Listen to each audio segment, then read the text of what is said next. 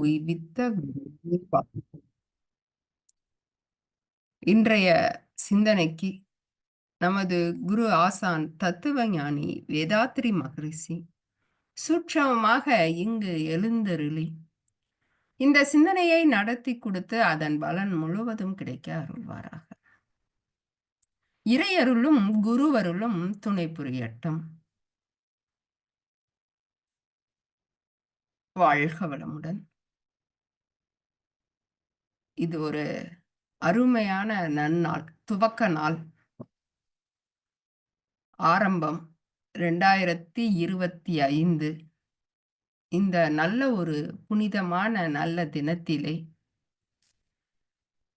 நாம் அனைவரும் ஆன்மீகத்தில் உயர்வதற்காக ஆர்வமுடன் இந்த நல்ல பொன்னான மாலை பொழுதிலே இணைந்துள்ளோம். இணைந்துள்ள அனைத்து அறிஞர் பெருமக்களுக்கும் வாழ்க வளமுடன் என்ற வாழ்த்துக்களும் புத்தாண்டு வாழ்த்துக்களும் இனிய மாலை வணக்கங்களையும் கூறிக்கொள்கிறோம். இந்த நல்ல பொழுதிலே நம்மளுக்கு இந்த வாய்ப்பை ஏற்படுத்தி கொடுத்துள்ள யாழ் அறிவு திருக்கோயில் நிர்வாகத்தினருக்கும் இந்த நிகழ்ச்சியை ஒருங்கிணைத்து கொண்டிருக்கும் நமது தலைவர் ஐயா அவர்களுக்கும் வாழ்க வளமுடன் என்ற வாழ்த்துக்களும் புத்தாண்டு வாழ்த்துக்களுடன் மாலை வணக்கங்களை கூறிக்கொண்டு இந்த சிந்தனையை செய்ய இருக்கிறோம். அனைவருக்கும் ஒரு சின்ன மன்னிப்பு கூறிட்டு, ஏன்னா ஒரு கடந்த 2 வாரங்களாக தொடர்ந்து சிந்தனை செய்வதில் சில இடையூறுகள் ஏற்பட்டது. அந்த இடையூறையும் தாண்டி நம்ம இன்னைக்கு இந்த சிந்தனை செய்ய இருக்கிறோம். அதுக்கு நமக்கு இறையருளும் குருவருளும் துணை நிற்கட்டும். அருள் பேராற்றலின் அன்பு குரலை நாம் அனைவரும் கடந்த சில வாரங்களாக கேட்டுக்கொண்டிருக்கிறோம். அந்த அன்பு குரல் நமக்கு எல்லாம் என்ன சொல்லுது அப்படின்னு பார்த்தீங்கன்னா, எது என்னுடைய விதிமுறைகள்? அந்த அன்பு குரல்ன்னும் போது நம்ம அருள் பேராற்றல்னு சொன்னாவே இறைவனுடைய அந்த மொழியில நமக்கு சில டிப்ஸ் எல்லாம், சில உதவிகளை குடுக்குது. எப்படிலாம் நீ வாழ்ந்தேன்னா உன்னுடைய வாழ்க்கையை நீ சிறப்பாக வாழ முடியும் அப்படின்ற நிலையையும், இந்த பிறவியின் நோக்கத்தை நாம் அறிந்து கொண்டு அந்த நோக்கத்தை நாம போய் ரீச் ஆகுறதுக்கு, அதை போய் உணர்வதற்கு எதெல்லாம் தடையாக இருக்கிறதோ அந்த தடையெல்லாம் நீக்குவதற்கும் என்ன விதிமுறைகள் இருக்கிறது, அந்த இறைநிலையுடைய இறை நீதிக்கு தேவையான என்ன விதிமுறைகள் இருக்கிறது என்பதையும் இந்த அன்பு குரல்ல நமக்கு மகரிஷி விளக்கமாக கொடுத்து கொண்டிருக்கிறார். அந்த விளக்கத்துல நம்ம கவியோட வருது. அந்த கவியோடைய தலைப்பு இன்று நம்ம சிந்திக்க இருக்குது, செயலில் விளைவை இணைத்த திருவிளையாடல். நம்ம செயலை பத்தி அதிகமான நேரங்கள்ல சிந்தனை செய்வதே இல்லை. அந்த விளைவை மட்டுமே இறைவா எனக்கு இதை கொடு அதை கொடு அப்படின்னு சொல்லி விளைவை கேட்டே தான் பழகி இருக்கிறோம். அப்ப இங்க மகரிஷி அப்படிலாம் நீ கேட்டா எல்லாம் கிடைக்கும்லாம் இல்லப்பா. நீ கேட்காட்டினாலும் என்ன செயல் செய்தாயோ அதற்கான விளைவு உனக்கு கையில நிச்சயம் கொடுக்கப்படுகிறது. அப்ப இத குடு, அத குடுன்னு கேட்டு வாங்கணும்னு அவசியம் இல்ல. அததான் இந்த தலைப்புல நம்ம செஞ்சோம். செயலிலே விளைவை இணைத்த திருவிளையாடல். அது அப்ப எப்படி அந்த செயலோடைய விளைவை இணைத்து வைத்திருக்கிறது இறைநிலை அப்படின்றத தான் நம்ம இந்த பாடல் வழியில நமக்கு மகரிஷி சொல்ல இருக்காரு. இறைவா, உன்னுடைய திருவிளையாடல்களை கண்டு உணர்ந்தும் பேரின்பம் அடைந்து கொண்டிருக்கின்றேன். ஏன்னா நம்ம எல்லாம் இந்த உலகத்துல வந்து பிறந்தாச்சு. எப்படி வாழணும் அப்படின்றது தெரியல. அப்ப வாழ்க்கை சிக்கல்களுடன் இணைந்து கொண்டு வாழ்க்கைய ரொம்ப கடினமாக்கி கொண்டு இருக்கிறோம். அப்ப மகரிஷி இறைவன பார்க்கும்போது, இறைவனுடைய திருவிளையாடல பார்த்தவனேவும், "ஓ! இதெல்லாம் நீ எனக்கு எடுத்து உரைத்து கொண்டிருக்கிறாயா? இவ்வளவு விளக்கம் குடுத்துட்டு இருக்கியா? இந்த விளக்கத்தெல்லாம் நான் கேட்கும்போது, அதாவது மிகப்பெரிய இறைவன் என்னை நோக்கி வந்து இத சொல்லும்போது, எவ்வளவு எனக்கு பேரின்பமாக இருக்கிறது அப்படின்னு இந்த கவியில சொல்றாரு. அப்ப அப்படி என்ன விஷயத்த சொல்றாரு அப்படின்னு பார்க்கும்போது, அப்ப செயலிலே விளைவு இருக்குது. சாதாரணமா நம்ம அறிவியல்ல, விஞ்ஞானத்துல பார்த்தீங்கன்னா, நியூட்டனுடைய 3வது லா, ஒவ்வொரு செயலுக்கும் சமமான மற்றும் எதிர்வினை உண்டு அப்படின்னு சொல்லியிருப்பாங்க. அந்த ஒவ்வொரு விதிகளா சொல்லும்போது சொல்லியிருப்பாங்க. அப்ப ஒரு செயல் செய்தால் அதற்கு விளைவு நிச்சயம் அப்படின்றது. அதாவது இன்னும் கூட சொல்லும்போது, அங்க சமமான எதிர்வினை உண்டு அப்படின்னு சொல்லி நிப்பாட்டிட்டாங்க. இங்க மகரிஷி என்ன சொல்றாங்க அப்படிங்கும்போது, "நீ ஒரு செயல் செய்தீர் என்றால், அந்த செயலே உனக்கு எப்படி இருக்கும் அப்படின்னா, உன்னுடைய கருமையத்தில் இறுக்கி, சுருக்கி பதியப்படுகிறது." செயல் அடுத்து விளைவு அப்படின்றது நம்மளுக்கு ஒரு இது தெரியும் அப்படின்னா கூட, இங்க மகரிஷி குறிப்பா என்ன சொல்றாங்கன்னா, "உன்ன நீ நெனச்சேன்னா, எண்ணனே என்றாலேவும், அது என்ன ஆகுதுன்னா, உன்னுடைய கருமையத்துல பதியப்படுகிறது." அததான் அதுதான் அந்த இயற்கையுடைய ரகசியத்தை உணர்ந்து கொள்ள வேண்டும் அப்படின்றாங்க. செயல் செய்வதற்கு முன்னாடி நீ நினைச்சேனாலும் சரி, அந்த செயலை செய்தாய் என்றாலும் சரி, அந்த செயல் என்ன ஆகுதுன்னா, உனக்கு கருமையத்தில் பதியப்படுகிறது. அப்ப மகரிஷி ஒரு இடத்துல என்ன சொல்றாங்க அப்படின்னு பார்த்தோம்னா, அ உன்ன நீ நெனச்சுட்ட அப்படின்னாவேவும், அந்த எண்ணம் உன்னுடைய உடற் செல்களை தூண்டி செயல் செய்வதற்கு ஏ அந்த முழு முனைப்போட இருக்குமா. ஒ ஒண்ணே ஒண்ணு மட்டும் நம்ம நெனச்சுட்டு, இப்ப என்ன நான் நெனைக்கிறதுனால என்ன ஆகப் போகுது அப்படின்னு சொல்லிட்டு அமைதியா இருந்தா கூட, அந்த நினைப்பே உன்ன என்ன ஆகுதுன்னா, நம்மளுடைய செயல செய்யறதுக்கு நம்மளுடைய உடற் செல்கள் அனைத்தையும் தூண்டப்படுகிறது அப்படின்னு மகிழ்ச்சி சொல்றாங்க. அப்ப இதுல இருந்து மகரிஷி வந்து இத வந்து ஆராய்ச்சி பண்றாங்க. இவ்வளவுதான் இந்த டாபிக். நீ ஒரு செயல் செஞ்சேன்னா, அத செயல் செய்றதுக்கு உன் உடல் செல்கள தூண்டுது அப்படின்னு சொல்ட்டாங்க. இத தான் இந்த கவியில இன்னும் கொஞ்சம் ஆழமா போய் சொல்றாங்க. எப்படி அப்படின்னு போம்போது, நீ நான் நெனச்சோனே எப்படி என்னால செய்ய முடியுது அப்படின்றது தான். இந்த கவியில என்ன சொல்றாங்கன்னா, அந்த பூமரங் அப்படின்ற ஒரு கருவிய உதாரணத்துக்கு சொல்றாங்க. அதக்கூட மகரிஷி எப்படி சொல்றாங்கன்னா, "இறைவா, இந்த உன்னுடைய திருவிளையாடலை நான் உணர்வதற்கு எனக்கு உதாரணமாக இந்த பூமரங்ன்ற கருவிய எனக்கு எடுத்து காமிச்சயே, இத நெனைக்கும்போதே நான் எவ்வளவு பேரின்பமாக இருக்கேன் தெரியுமா?" அப்படின்னு. ஏன்னா நமக்கு ஒரு விஷயம் தெரியல அப்படின்னும்போது, நமக்கு தெரிஞ்ச விஷயத்த உதாரணமாக குடுக்கும்போது, நம்ம எளிதாக புரிஞ்சு கொள்ளலாம். நம்ம என்ன நெனச்சுக்கிறோம்னா, நம்மளேவும் நெனச்சு எளிதான விஷயத்த புரிஞ்சுக்கிறோம்ல. மகரிஷி என்ன சொல்றாங்கன்னா, "எனக்கு அந்த ஒரு உதாரணத்த நீ தான் குடுத்த" அப்படின்றாரு. இதுதான் அனைத்துமாக இறைநிலையே இருக்கு. எனக்கு புரிய வைக்கிறதும் நீதான், எளிமைப்படுத்துறதும் நீதான் அப்படின்ற உணர்றது தான் இந்த அருட்பேராற்றலின் அன்பு குரல். அப்ப என்ன இப்ப நமக்கு மகரிஷி காலத்துல பார்த்தீங்கன்னா, இதெல்லாம் உணர்றதுக்கான கருவிகள் எல்லாம் கம்மி. இப்ப நீங்க நம்ம காலத்துல இப்ப இருக்கிற விஞ்ஞான வளர்ச்சியில பார்த்தீங்கன்னா, இது கேமரா அப்படின்ற ஒண்ணு இருந்தா, அத ஒருத்தவங்க தூரத்துல இருந்து கூட கண்காணிக்க முடியும்ன்றத வந்து இன்னைக்கு நம்ம உதாரணமா எடுத்துக்கிட்டாவே, உன்னுடைய செயல்கள் அனைத்துமே கருமையத்துல பதியும்போது, அதற்குரிய கனெக்ஷனோட அதுவும் வான்காந்தத்துல இறைவன் எப்பொழுதும் உன்னை கண்காணித்துக் கொண்டே தான் இருக்கிறார். நம்ம யாரும் என்ன செய்ய முடியாது. இறைவனுடைய பார்வையில இருந்து விலக முடியாது. அதுக்கு இது ஒரு உதாரணமா நமக்கு இன்னைக்கு ரொம்ப எளிமையா இருக்குது. ஏன்னா விஞ்ஞான வளர்ச்சி அடைஞ்சு அவ்வளவும் இருக்குது. அப்ப இங்க மகரிஷி வந்து அந்த பூமகனன்ற ஒரு கருவிய நீ எனக்கு சொல்லி எனக்கு உதாரணமா சொல்ற அப்படின்னு, அத நெனச்சு அதுல ஒரு களிப்படைகிறார். அப்ப இந்த கவியில இருக்கிற உதாரணங்கள மட்டுமே நம்ம இப்ப எடுத்துக்கிறோம். அதுல அந்த பூமரங்ன்ற கருவி என்ன செய்யுது அப்டின்னா, அந்த கருவிய ஒருத்தவங்க இயக்கி விட்டா, அது எங்க போகணுமோ அங்க போயிட்டு, திரும்ப யாரு இயக்குனார்களோ அவர்கள் கைக்கே வந்துரும். அப்ப இததான் மகரிஷி சொல்றாங்க. "நீ உன்ன நெனச்சுட்டேன்னா" இப்ப நெனைக்கிறேன். யாரோ ஒருத்தவங்க மேல ஒரு நமக்கு சாதாரணமாக நல்ல எண்ணங்கள் அவ்வளவு எளிதில வருதோ என்னமோ தெரியாது. தன்முனைப்பின் காரணமாக 6 தீய குணங்கள் எளிதில வருதுன்னு வச்சுக்கோங்க. ஒரு தீய குணம். அது பேராசையாக இருக்கலாம், இல்ல சினமாக இருக்கலாம், இல்ல கடைசியாக இருக்கக்கூடிய வஞ்சமாக இருக்கலாம். அப்படி ஒரு எண்ணத்த நம்ம பதிஞ்சுட்டா, அப்ப அது அது தீய எண்ணம். அந்த தீய எண்ணம் பதிஞ்சிருச்சுன்னா, அது முதல்ல யார பாதிக்கும் என்றால், நம்மள தான் பாதிக்கும். அததான் மகரிஷி இப்ப எடுத்து சொல்றாங்க.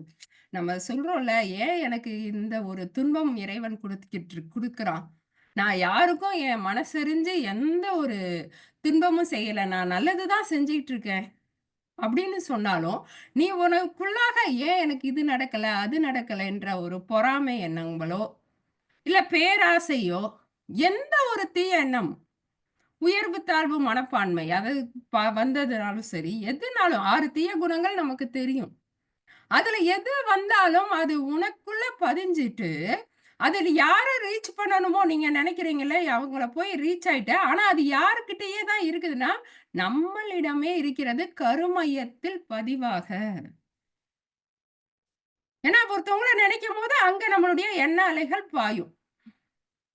நம்ம வாழ்த்தும்போது, "வாழ்க வளமுடன்" வாழ்த்துனோம்னா, இங்கருந்து நம்மளுடைய வாழ்த்து அலை யார நெனைக்கிறோமோ, அவங்க கிட்ட போயி இந்த வான்காந்தத்துல பரவி, அந்த எந்த ஒரு நபர நெனைச்சோமோ, அந்த நபருக்கு அந்த அலை வான்காந்தத்து மூலமாக பரவி, அவருடைய ஜீவகாந்தத்தில சென்று அவங்க கிட்ட பதியுது.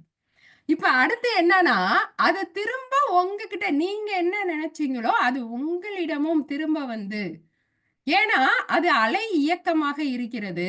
இந்த சுத்தவெளி என்ற பேராற்றல் எப்பொழுதும் சூழ்ந்தழுத்திக் கொண்டே இருக்கும் பொழுது, அங்க போனது திரும்ப என்ன ஆகுதுன்னா, அதே வான்காந்தத்துல டிராவல் பண்ணி என்ன செய்யுதுன்னா, நம்மளிடமே வந்துடுது. அப்ப அந்த இப்ப வாழ்க வளமுடன்னு நம்ம வாழ்த்துனோனே, நம்மளுடைய அந்த இன்னொரு நபர வாழ்த்துனோமே, அவங்களுக்கு மட்டும் நன்மை இல்ல. அது என்ன ஆகுதுன்னா, உனக்குள்ளாகவும் வாழ்க வளமுடன் என்ற அந்த பூரிப்பை ஏற்படுத்துகிறது. இந்த நல்ல எண்ணம் மீண்டும், மீண்டும் அவங்கள பார்க்கும்போதெல்லாம் வாழ்க வளமுடன்னு நம்ம சொல்லும்போது, அங்கேயும் போயி நல்ல வாழ்த்துகள் போகுது. திரும்ப அது ரிட்டர்ன் நம்மகிட்டயே வருது. அதனால தான் அந்த இணக்க உறவு 2 பேருக்கும் இடையில ஊடாடிக் கொண்டிருக்கிறது. அலை இயக்கத்துல மகரிஷி சொல்லுவாங்க அத. அந்த நம்ம சாதாரணமா அலை இயக்கத்துல 2 பேருக்கும் இடையில ஊடாடுதுன்னு மட்டும் விளங்கிக் கொண்டோம். இன்னைக்கு மகரிஷி என்ன எடுத்து சொல்றாங்க அப்டின்னா, உனக்குள்ளயே அது எப்படி வருதுன்னா, பூமரங் போல ஒரு இடத்துக்கு போயிட்டு, மீண்டும் அது உன்னை நோக்கியே வந்து விடுகிறது. அப்டின்ற அது கருமையத்தில் இருப்பாக வைத்துக் கொள்கிறது. அப்ப அங்க என்ன ஆகுதுன்னா, ஒரு அன்பர பார்த்து நம்ம வாழ்க வளமுடன் சொல்லும்போது, என் கருமையத்திலயும் அது மீண்டும் பதிந்து கொண்டே இருக்கும் பொழுது, நேர்ல பார்க்கும்போதோ, இல்ல ஏதோ ஒரு செயல்ல அவங்களுக்கு நன்மை செய்வதற்கே நீ எப்பொழுதும் நாட்டமாக இருப்பாய். உன்னால நன்மை மட்டும் தான் செய்ய முடியும். ஏன்னா, அந்த உடல் கருமையத்துல என்ன பதிந்தாலும், அது அந்த கருமையத்துல இருக்கக்கூடிய அழுத்தம்,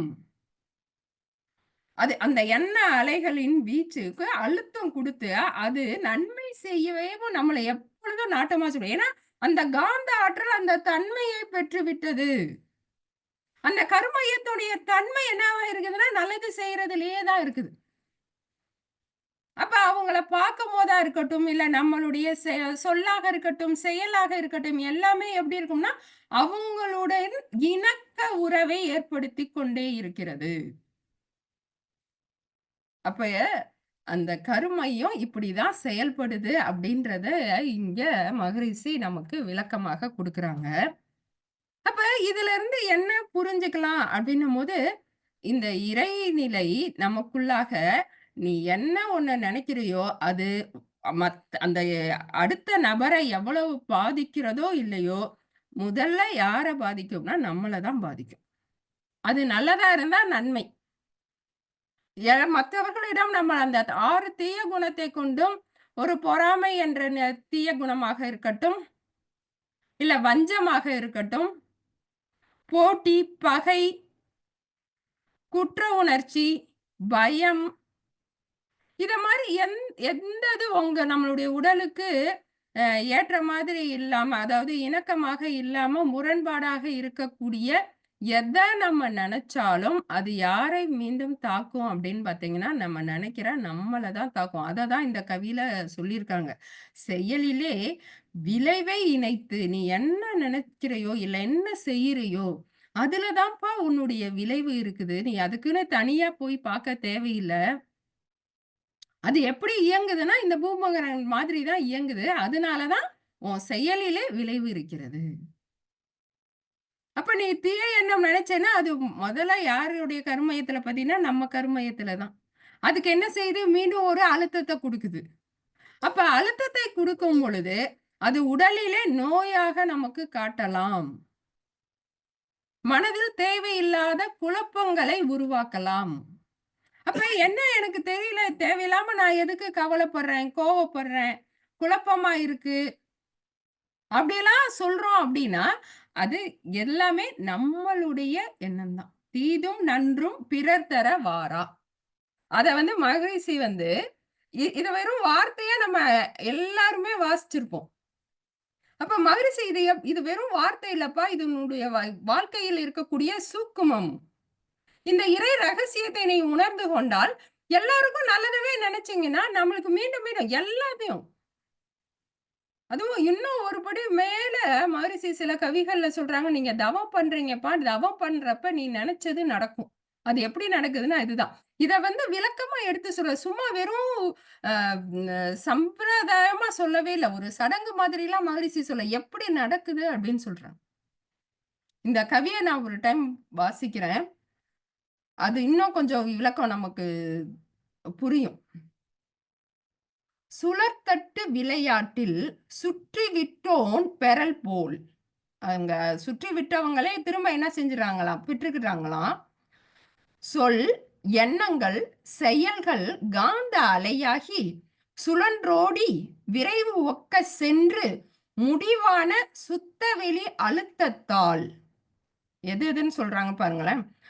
சொல், எண்ணங்கள், செயல்கள் காந்த அலையாகி சுழன்றோடி விரைவு ஒக்கச் சென்று முடிவான சுத்தவெளி அழுத்தத்தால் பின்னோக்கி வந்து சுழன்றியங்கும் ஜீவகாந்த கருமையம் ஈர்த்து சுருக்கி இருப்பாய் வைத்து காலத்தில் மலர்த்தும்.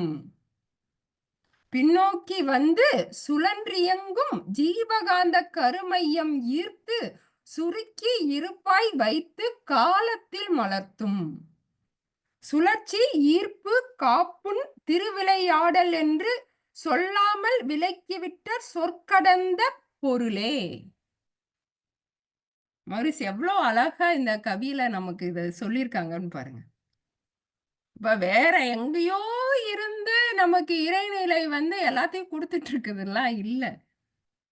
நம்மளுக்குள்ளாகவே கருமையத்தில் இருப்பாக வைத்துக்கொண்டு நீ என்ன நினைக்கிறியோ அதுதான்ப்பா உன் வாழ்க்கை. எண்ணம் போல் வாழ்க்கை. அப்ப நம்ம எத சரி பண்ணிக்கிட்டா போதும் அப்டின்னா, நம்ம எண்ணத்த சரி பண்ணிக்கொண்டால் போதும். உங்களுடைய வாழ்க்கை அனைத்துமே இன்பமயமான வாழ்க்கை. அத வந்து இவ்வளவு சூக்குமம் இருக்கிறத நமக்கு மிக எளிமையாக எங்க சொல்ட்டாங்கன்னா, அகத்தாய்வு 1 அதுல டாபிக் ஃபர்ஸ்ட்டு எந்த குடுக்குறாங்கன்னா, எண்ணம் ஆராய்தல். அப்ப இந்த வேதாத்திரி மகரிஷி வந்து, "நீ என் பயிற்சிய நீ முழுமையா செய்ப்பா. லாஸ்ட் தான் உனக்கு எதுனாலும் நான் சொல்லி தருவேன்னு" அப்படி சொல்லவே இல்ல. குருவுடைய மகிமைய ஒவ்வொரு முறையும் நினைக்கும் பொழுது அவ்வளவு பூரிப்பாக இருக்கிறது. மனவளக்குள்ள வராதவங்கள கூட காயகல்பம் சொல்லி தர சொல்லுவாரு மகரிஷி. "பரவால்ல நீ தீட்சை வாங்கலையா? பரவால்ல. மனவளக்கலைன்னு தெரியலையா? பரவால்ல. நீ காயகல்பம் கத்துக்கோ." அப்படின்னு நம்ம எல்லாருக்கும் பொதுவாக காயகல்பத்தை நம்ம கத்துக் குடுக்க முடியும். அதுலயே எல்லா ரகசியங்களையும் சொல்லிருவா. அங்கேயே எண்ணம் சொல்லிருவாரு. இல்லையா? எங்க வருது அந்த எண்ணம்? 5 நலவு முறையிலேயே எண்ணத்த சொல்லிட்டாரு.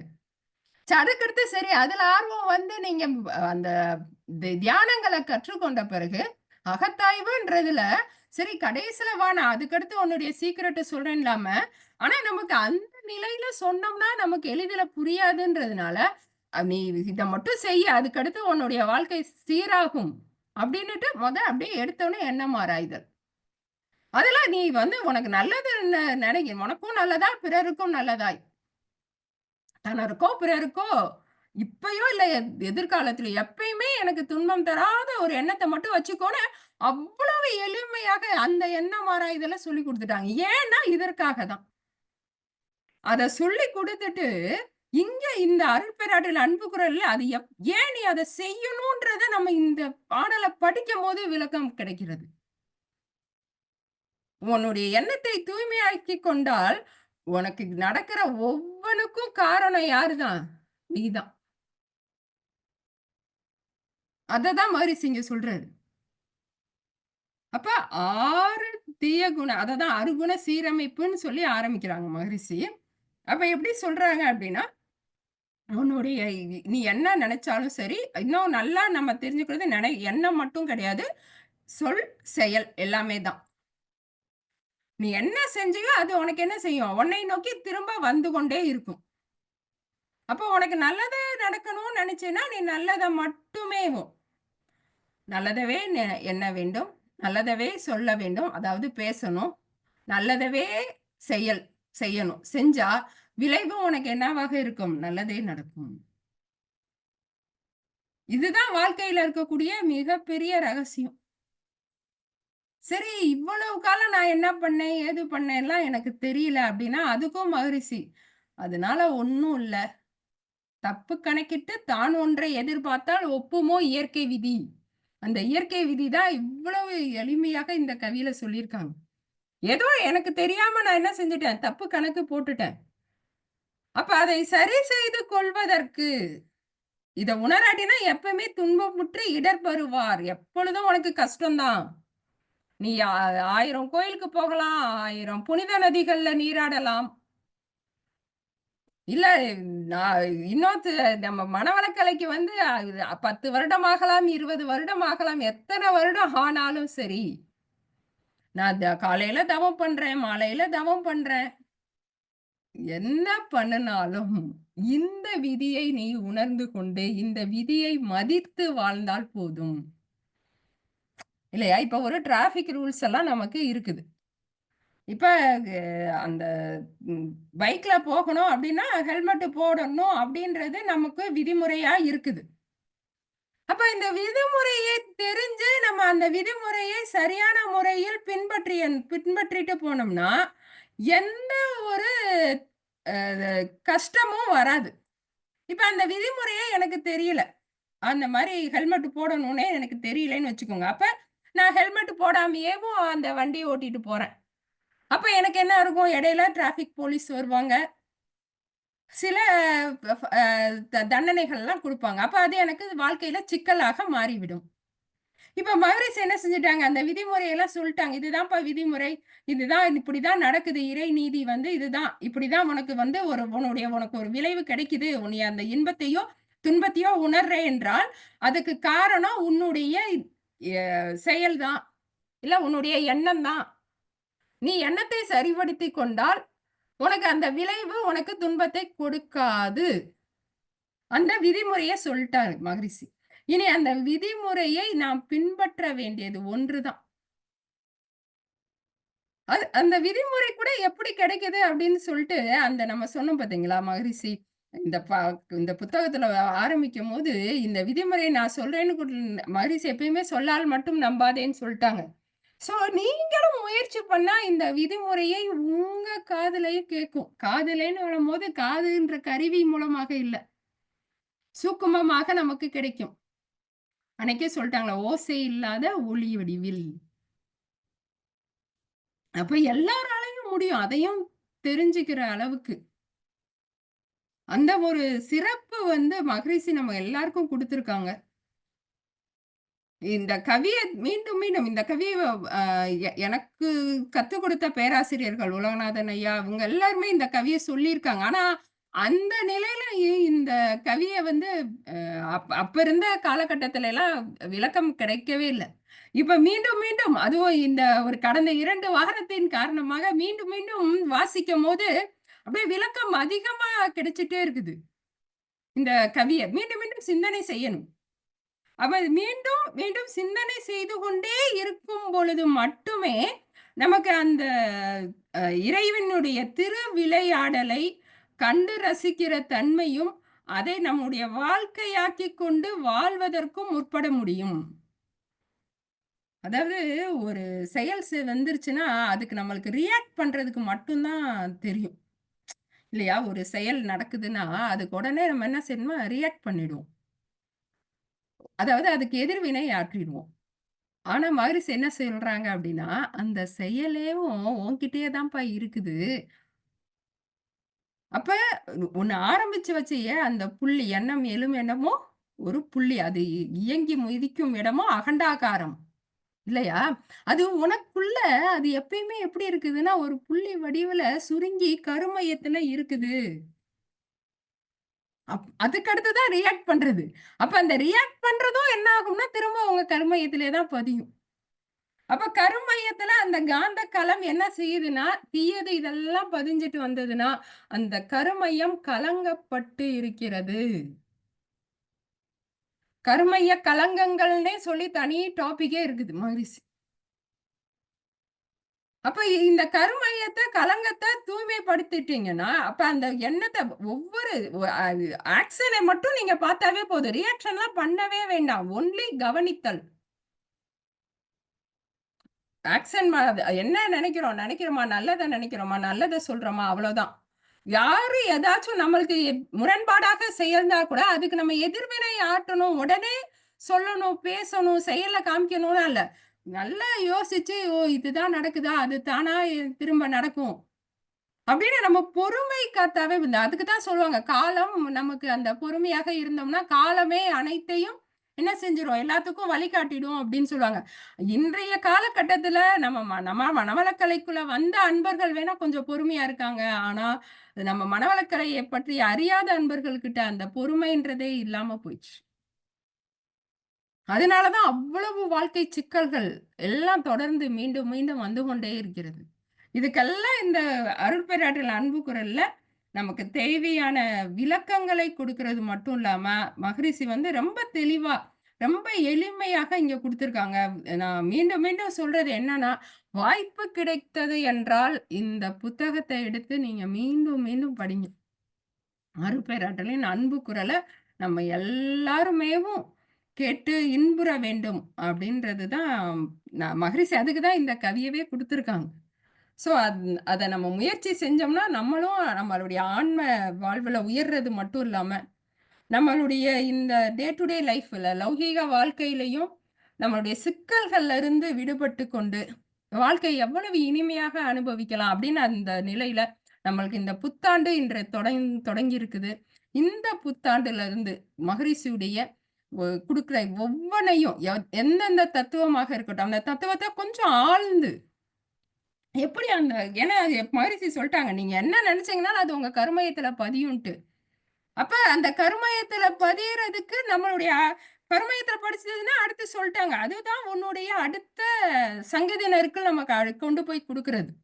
அப்ப அந்த நல்ல விஷயங்கள பதியறதுக்கு, அந்த தத்துவங்களை நம்ம ஆழ்ந்து சிந்தித்து, நம்ம வாழ்க்கையில நம்ம அனைவரும் பின்பற்றி வாழ்வில் நிறைவும், மகிழ்ச்சியும், வெற்றியும் பெற்று சிறப்பாக வாழ்வோம். வாழ்க வளமுடன். அனைவருக்கும் மீண்டும் ஒருமுறை புத்தாண்டு நல்வாழ்த்துக்களை கூறிக்கொண்டு, இவ்வளவு நேரம் இந்த சிந்தனைக்கு செவிமடித்த அனைத்து அன்பு உள்ளங்களுக்கும், அறிஞர் பெருமக்களுக்கும் நன்றிகளும், வாழ்க வளமுடன் என்ற வாழ்த்துக்களையும் கூறிக்கொண்டு, இந்த அரிய பெரிய வாய்ப்பை அளித்த தலைவர் ஐயா அவர்களுக்கும், யாழ் அறிவுத்திருக்கோயில் நிர்வாகத்தினருக்கும் நன்றிகளும், வாழ்க வளமுடன் என்ற வாழ்த்துக்களும்.